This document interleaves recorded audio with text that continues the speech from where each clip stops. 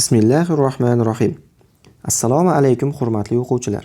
Bugun sizlar bilan Ustoz ko'makchi metodik markazi tomonidan ishlab chiqilgan 4 qismdan iborat 2-sinf matematika kitobining 1-qismidan 6-mavzuni ko'rib chiqamiz.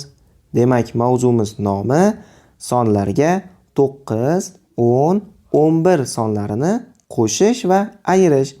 Bugungi darsimizda 9, 10, 11 sonlari bilan bog'liq qo'shish va ayirish amallarining oson usullarini ko'rib chiqamiz. Birinchi misolimizga e'tibor qiling. Shartida aytayaptiki, hisoblang. Namunada ko'rsatilgandek dilingizda hisoblashga harakat qiling. Demak, qarang. Birinchi o'rinda biz 10 ni qo'shishni oson usulini o'rganib olishimiz kerak. Masalan, 17 qo'shuv 10. Birinchi natijani o'zimiz hisoblab ko'raylik. Shunga qarab xulosa qilamiz. 17 ga 10 ni qo'shsak 27 hosil bo'ladi. Bundan nima xulosa qilsak bo'ladi? Mana 17 ning birinchi raqami 1 edi. 10 ni qo'shganimda esa birinchi raqami 2 bo'lib qoldi. Demak, men 10 qo'shganimda o'sha qo'shilayotgan sonning birinchi xonasidagi raqam bittaga ortar ekan. Ikkinchi xonasidagi raqam esa o'zgarmay qolar ekan. Tushundingizmi? Endi shunga asosan uning pastidagi misolni ham ishlab ko'ramiz. Masalan, 28 qo'shuv 10. 28 ning birinchi raqami 2 edi. 10 qo'shganimda bittaga ortsa necha bo'lib qoladi? 3 bo'lib qoladi. Ikkinchi xonasidagi raqam esa o'zgarmaydi. Shuning uchun natijamiz 38 ga teng bo'ladi. Endi 9 ni qo'shishni oson usulini ko'rib chiqamiz. Masalan, 17 qo'shuv 9. Buni qanday oson usulda qo'shsak bo'ladi? Birinchi navbatda biz 17 ga 10 ni qo'shib olamiz. E'tibor qiling, biz 9 ni qo'shishimiz kerak edi. Lekin biz bitta katta bo'lgan son, ya'ni 10 ni qo'shdik. Shuning uchun 1 ni ayirib tashlaymiz. Tushundingizmi? Ya'ni biz 9 ni qo'shishimiz kerak edi. Shuning uchun biz 10 ni qo'shib 1 ni ayirdik. Ya'ni bitta ortig'ini qo'shdik. 10 ga qo'shish oson-ku. Shuning uchun 1 ni ayirib tashladik. Endi 17 ga 10 ni qo'shsak necha hosil bo'ladi? Ha, 27 hosil bo'ladi. 27 dan 1 ni ayiradigan bo'lsak, bizda natija 26 ga teng bo'lib qoladi. Tushundingizmi? 9 ga qo'shishning oson usuli mana shu ekan. Endi 17 soniga 11 ni qo'shib ko'ramiz.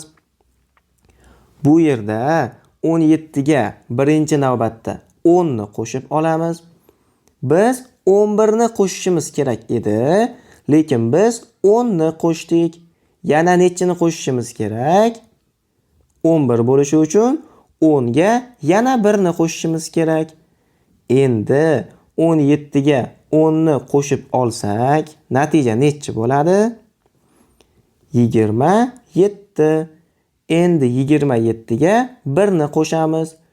Shunda natija 28 ga teng bo'ladi. Tushundingiz-a?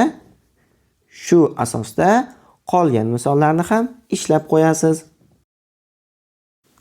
Bizda keyingi misol 3-si.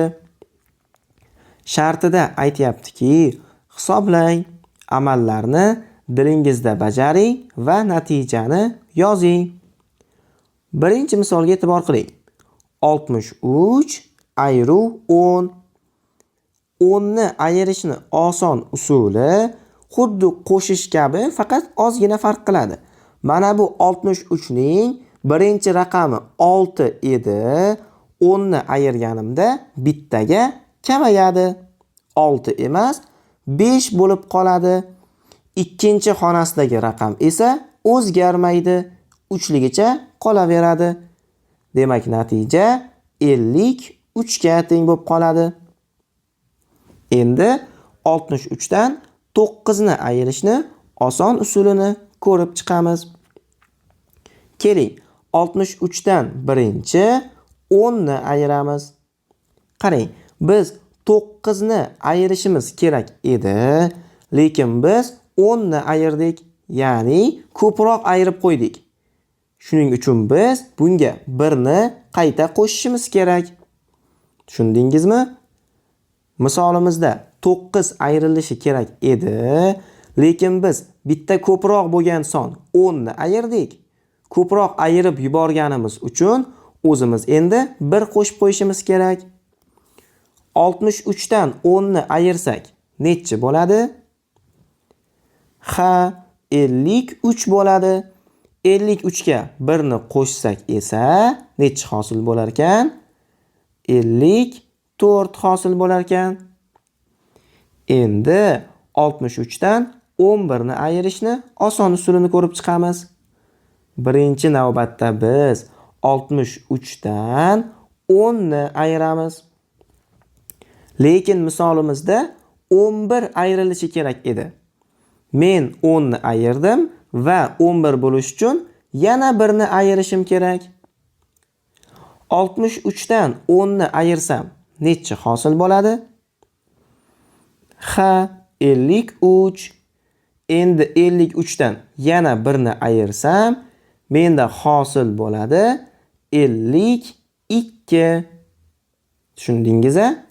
Xuddi shu tartibda qolgan misollarni ham o'zingiz ishlab qo'yasiz.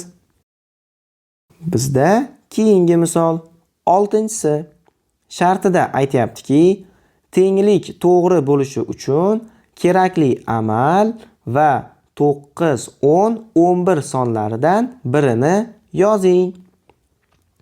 Masalan, 7 soni berilgan va dumaloq berilyapti va 4 burchak.